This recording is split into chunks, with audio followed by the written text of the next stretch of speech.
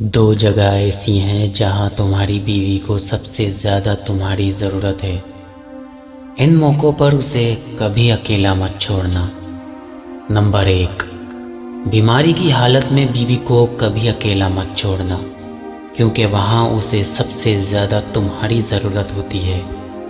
Number 2, घर वालों के सामने उसकी इज्जत बनाने में कभी पीछे मत हटना, क्योंकि जब साथ देने वाला साथी हो तो औरत खुद को दुनिया की सबसे ताकतवर औरत महसूस करती है।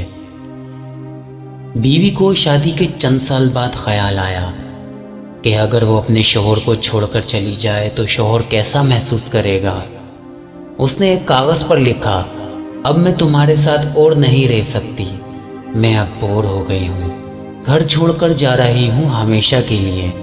उस कागज़ को उसने मेज़ पर रखा और जब शौहर के आने का टाइम हुआ तो उसका रद्द अमल देखने के लिए छुप गई। शौहर आया और उसने मेज़ पर रखा कागज़ पढ़ा।